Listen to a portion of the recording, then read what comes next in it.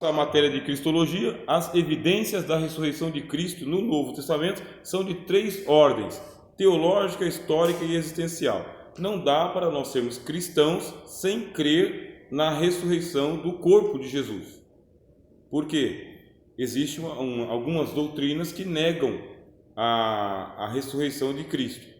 Então nós temos aí 3 evidências. Primeiro, ordem teológica, que significa a interpretação que os apóstolos imprimiram ao fenômeno do túmulo vazio e das aparições de Cristo nos domingos subsequentes à Páscoa. Eles identificaram em Cristo, por meio dos evangelhos, epístolas e profecias, a ressurreição dos mortos prometida no Antigo Testamento. Primeira evidência para você ser crente em Jesus: você tem que acreditar nos apóstolos. Os apóstolos foram testemunhas da ressurreição. Eles estavam lá, mas eles não viram o túmulo abrir e Jesus sair do túmulo. Eles chegaram, Cristo já estava ressuscitado. Ninguém viu o fenômeno em si. Como que foi o fenômeno? Eles tinham um túmulo vazio. Com o túmulo vazio, aí depois aconteceram as aparições do Senhor Jesus. O Novo Testamento não estava escrito, mas eles viram o Senhor Jesus em carne e osso. Foi necessário que Tomé duvidasse para que assim Tomé entrasse na lista daqueles que tocam no corpo. E o Senhor Jesus tivesse que falar para ele o quê? Toca aqui, Tomé. Veja que eu sou de carne e osso, não sou um fantasma. E colocou a mão na chaga do Senhor. Então os 11 apóstolos que ficaram vivos, eles deram testemunho de que viram o túmulo vazio e de que viram o Senhor Jesus ressuscitado durante um período de 40 dias, mas tem um detalhe: o Senhor Jesus não ficava com eles 40 dias, porque agora o Senhor Jesus não está mais preso ao templo. Jesus aparecia de 7 em 7 dias. Durante os 7 dias, os 40 dias que o Senhor Jesus esteve com eles, diz Lucas, falava acerca do reino de Deus, coisas misteriosas sobre o reino de Deus, instruindo eles. Deu bastante instrução. Com essas instruções, entre elas, eles deveriam ficar em Jerusalém e receber o Espírito Santo. Quando receberam o Espírito Santo, começaram a pregar pelo Espírito Santo. Os ensinos dos apóstolos chegou longe e depois tiveram que escrever. Começaram a escrever o Novo Testamento. Paulo é o que começou a escrever, Marcos começou a escrever, Mateus começou a escrever, o último que começou a escrever foi João, e nós temos aí os 27 livros do Novo Testamento. Então, você quer provar que Jesus ressuscitou dos mortos? Primeiro, precisa acreditar na idoneidade dos apóstolos que morreram por essa mensagem, foram perseguidos por essa mensagem, apanharam por essa mensagem, perderam a família por essa mensagem. Então, eles são mártires do Novo Testamento. Eles foram martirizados e não pode ser uma lenda. Morrer por uma lenda, morrer por um mito, perder tudo por um mito, por uma imaginação. Não. Eu creio na fidedignidade da Bíblia que eu prego, tá? Eu creio em tudo, irmãos, que está escrito na Bíblia. Creio e por isso falo, igual o apóstolo Paulo. Criei, por isso eu prego.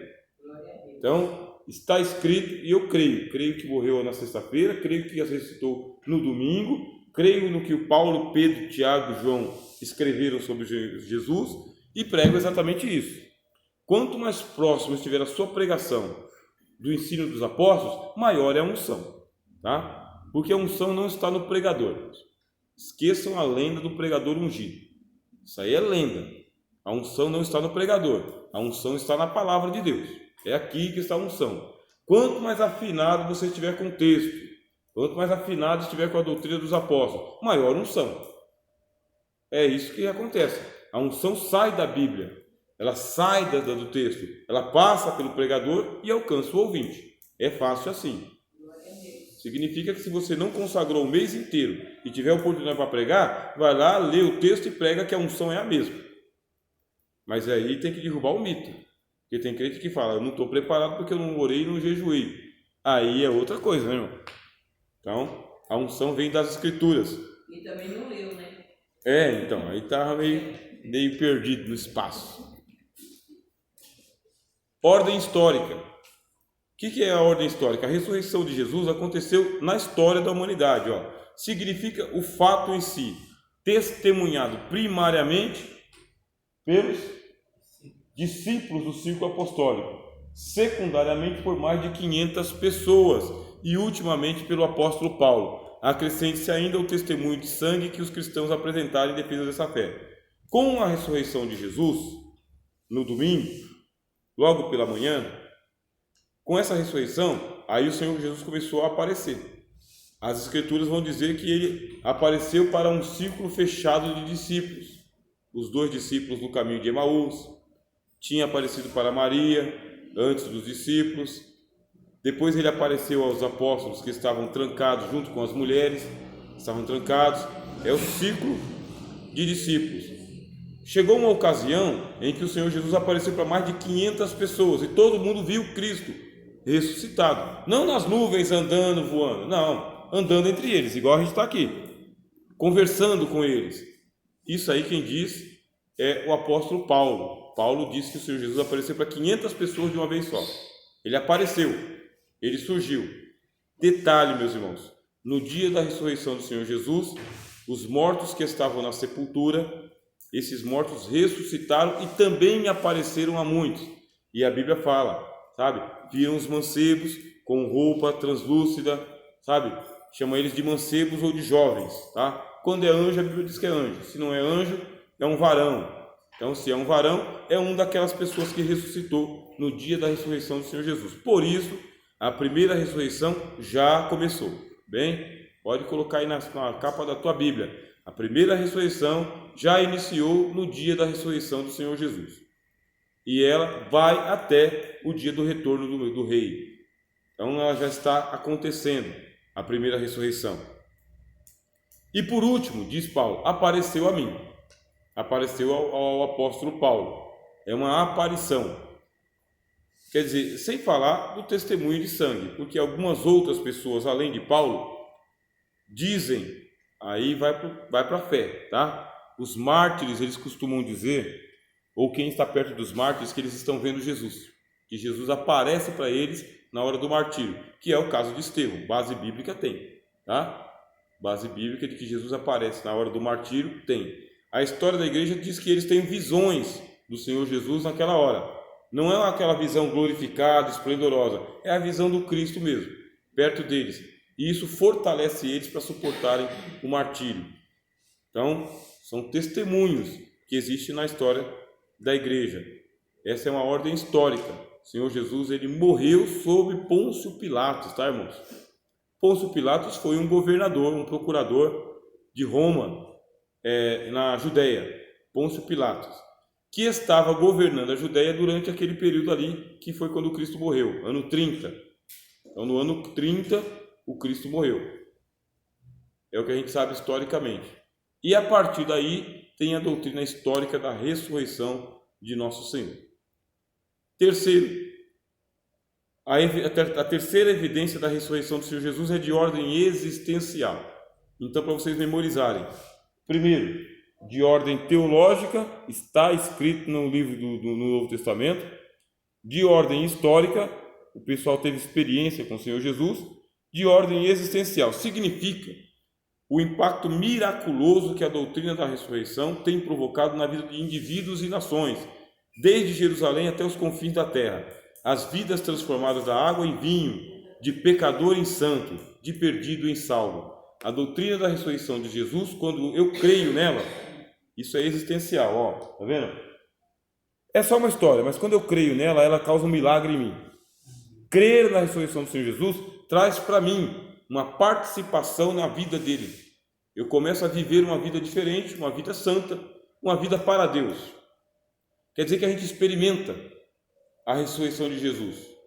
O apóstolo Paulo fala, se vocês ressuscitaram com Cristo, Colossenses capítulo 3, ressuscitaram com Cristo, quer dizer então que Cristo ressuscitou, nós ressuscitamos também. Quando você crê, você participa da ressurreição do Senhor Jesus e está vivo. Vivo e participante da vocação celestial, é o que diz o apóstolo Paulo. Você é participante da vocação celestial, é algo divino, não é algo dessa terra não, não é algo que foi colocado ali no improviso do Antigo Testamento. Aliás, o Antigo Testamento é um improviso, tá? É o remendo. Quem diz isso é o autor aos Hebreus. O autor aos Hebreus diz que o Antigo Testamento foi colocado como remendo até chegar o tempo da reforma, tá? O tempo da reforma foi o Senhor Jesus que fez. Então, o que está lá no Antigo Testamento? É o remendo velho, que vai colocando lá nos trapos. Chegou o dono da casa, tira o remendo, vamos colocar roupa nova. A doutrina da ressurreição de Jesus é para ser experimentada. Você experimenta ela e você também ressuscita com o Senhor Jesus. Qual que é o significado doutrinário da ressurreição? Bom, o significado é o seguinte: ele abrange a nossa regeneração. Aqui está a doutrina da regeneração. A ressurreição de Cristo garante objetivamente que eu, você e todos aqueles que estão em Cristo serão regenerados, que é nascidos de novo, ou gerados novo, tá? A gente tem um vício de linguagem. O vício de linguagem é nascido de novo, tá? Nascido de novo, nasceu outra vez. Mas o texto do Novo Testamento, que foi escrito em grego, ele diz assim: nascido novo, tá bem? Você nasce novo. Não é que você nasce de novo, você nasce novo. É uma nova criação, doutrina do apóstolo Paulo. De agora em diante, quem está em Cristo, nova criação é. As coisas velhas passaram e tudo, não é metade, tá bem? Não é aos poucos, é tudo se fez novo. Isso é Bíblia, isso é Novo Testamento puro. É tudo, não é algumas coisas. Tudo se fez novo. Você está em Cristo, você não está mais em você mesmo. Você está em Cristo, você não está no mundo. Você está em Cristo, você não está em pecado. Você está em Cristo. E Cristo não é ministro do pecado. Por isso, deixou o velho e agora é novo. Ou vocês acham que aquela água que Jesus transformou em vinho era água ainda? Ou é água ou é vinho. É vinho, não é mais água. Deixou de ser água, deixou de ser velho, deixou de ser pecador, deixou de estar condenado. Agora você está limpo, puro e imaculado, regenerado, gerado novo, novinho para Deus, sem culpa, nem mancha, nem mácula. Não precisa mais inventar desculpa para Deus. Bom, você está bem com Deus, você está e Deus está de bem com você, sabe? Deus está de bem com você, está tranquilo. Doutrina da regeneração, doutrina da justificação, que é outra que a gente vai aprender em soterologia, ó. Justificação. O que é a doutrina da justificação? Havia uma sentença de morte contra nós. Isso aqui é o objetivo, tá? Todos nós andávamos desgarrados como ovelhas que não têm pastor. Cada um se desviava pelo seu próprio caminho, embicou o nariz e foi embora. É o que diz o texto. Aí, mas o Senhor Deus fez cair sobre ele a iniquidade de todos nós, não é só de uma parcela da humanidade. E esse é o problema que a gente tem com a doutrina da predestinação. Tá? Esse é o problema que a gente tem. Não se resolve esse problema. Mas diz que ele fez cair a iniquidade de todos nós sobre ele. O castigo que nos traz a paz, meu irmão. Não é a perturbação nem a dúvida, sabe? O castigo que nos traz a paz. Estou em paz com Deus. Se Deus estiver invocado é com outra pessoa, não é comigo. Não é comigo, porque eu fui tirado da reta. Eu estava lá na linha do inferno, estava lá caminhando, lá penando para o inferno. Ele pegou, me tirou de lá e colocou aqui. Diz a Bíblia o seguinte: nos retirou do mundo das trevas, dominado por Satanás, e nos transportou para o reino do Filho do seu amor. Fácil assim para Deus. Tira daqui e põe aqui. Você está garantido. O problema é que, Senhor, eu não pedi. Eu não tenho nem ousadia para pedir, por causa que eu não tenho como me justificar dos meus pecados. Aí diz Deus: justificar de quê? Dos meus pecados. Quais pecados? De todos os que eu cometi. Não tem. Por quê? Porque o Cordeiro de Deus morreu pelo pecador. Ele não morreu pelo justo, ele morreu pelo injusto. Ele morreu pelo inimigo. Então é uma obra exclusiva de Deus tirar o cara de lá e colocar aqui. Quando você vê, você está no reino de Deus. O que eu estou fazendo aqui? Limpo, puro, justificados, inocente. Alguém te justificou. Quem? O Filho de Deus. Justificou, está justificado. Justificado quer dizer que foi decretada uma sentença. Aí nós voltamos para o Calvário, tá bem? E essa sentença não tem como Deus voltar atrás. Salmo 32. Bem-aventurado o varão cuja iniquidade é Perdoada. Pode ler aí. Perdoado. Bem-aventurado. A iniquidade, não é só o pecadinho, a iniquidade. Aí o apóstolo Paulo usa essa palavra para dizer: bem-aventurado aquele a quem o Senhor não atribui pecado. E não é que não tem pecado, o Senhor não atribui. E por que não atribui? Porque não pode mais atribuir. Deus não pode atribuir pecado a nós, porque nós estamos em Cristo e não no pecado. Ele aceitou o pagamento de sangue do Cordeiro, por isso que a morte de Jesus ela é vicária, tá bem? Morte vicária quer dizer que ela é substitutiva, ela morreu no seu lugar. Ela é vicária, tá bom? A palavra vigário significa substituto. Então é a morte vicária. Vicária. Segundo, a morte do Senhor Jesus é uma morte expiatória. É para não ficar dívida para trás. É para limpar a tua ficha. Então, ela é vicária, ela é expiatória. Expiar significa que você está limpo. Limpo. E a morte do Senhor Jesus é propiciatória. Terceira palavra, propiciatória. Dá para fazer um esboço, irmão Alírio. Irmão Davi. Dá para fazer um esboço. Ó. A morte de Cristo ela é vicária ou substitutiva, expiatória, limpa a tua ficha, e propiciatória, colocou Deus a seu favor. Você tem um aliado nas horas mais horríveis da sua vida, Deus. Quem tentará acusação contra os escolhidos de Deus? É Deus que chamou para perto. Pode vir, está aqui, se quiser. E propiciatória. Propiciatória é que Deus sempre vai estar favorável a você, nunca contra você. Deus não joga no time do diabo, do inimigo, do perverso. Deus é a favor dos seus filhos, sabe? A favor mesmo, como uma galinha abre as asas e abraça os seus pintainhos e fala: sai daqui, gavião. É Deus, isso é Deus. Quem tentará acusações contra essas pessoas aí? Se o próprio Deus abriu as asas, debaixo das suas asas estará seguro, diz a palavra de Deus. Então, é propiciatório. Deus está sempre favorável a ouvir e a te salvar e te abençoar. Sempre. Sempre. Então, é muito difícil para Deus jogar uma pessoa fora, tá? Embora que a Bíblia fala que uma hora vai acontecer. Mas não é com tanta facilidade assim. Então, o significado doutrinário da ressurreição abrange a nossa regeneração, justificação e o nosso novo corpo. Isso aqui é um mistério, meus irmãos. Quando a gente chegar na matéria de escatologia, se a bondade de Deus nos permitir, Deus sabe, nós vamos falar sobre a ressurreição do nosso corpo.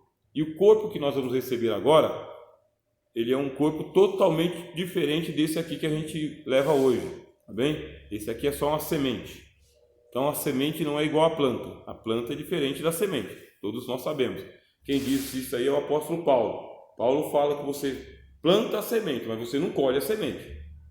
Nasce a planta e da planta sai o fruto. Totalmente diferente da planta e da semente.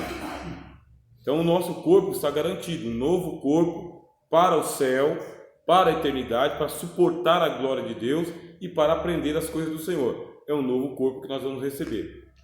Glorificado. Diz o apóstolo João, que assim como ele é, o veremos. E assim como ele é, seremos nós também. Tá? É o que diz o texto da palavra de Deus. Então nós vamos receber um novo corpo e isso está garantido na ressurreição de Jesus. Porque Jesus recebeu um corpo ressuscitado que não pode morrer mais. Não pode mais ser atacado.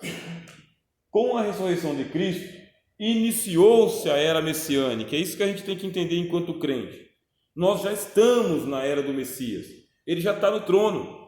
Ele não está esperando para sentar lá. Está escrito: assenta-te à minha direita até que eu haja colocado todos os teus inimigos por apoio dos seus pés. Já está no trono. Já está entronizado. O autor aos Hebreus fala: nós não vemos, mas ele já está glorificado, à destra da majestade. Então, todo mundo já se curva ao nome dele. Já iniciou-se a era messiânica. Estamos na era messiânica. Estamos nela. Portanto, chegou a nós o reino de Deus e os poderes do mundo vindouro, conforme interpretado pela escatologia realizada. Os fins dos tempos tiveram início com o advento do Evangelho e a chegada do Messias. O autor aos Hebreus ele é categórico a dizer: havendo Deus antigamente falado aos pais pelos filhos, a nós nos últimos dias, tá bem? Nos últimos dias, falou pelo Filho. Então nós estamos nos últimos dias. Desde quando? Desde que Jesus veio. Então Jesus é a nossa escatologia.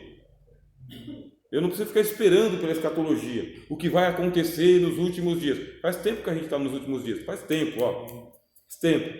O Cristo veio nos últimos dias. Também foi o apóstolo Paulo quem falou isso, irmãos.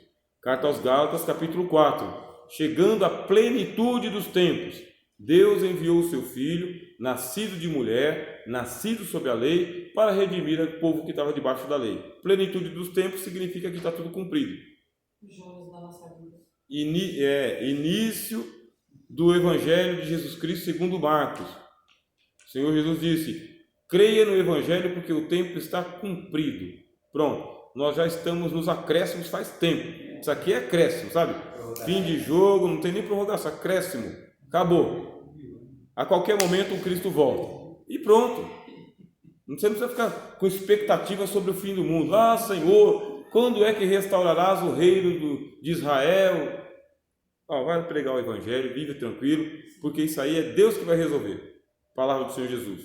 Então nós já estamos vivendo os últimos dias e eu esperava que Jesus voltasse antes dessa aula acabar. Amém.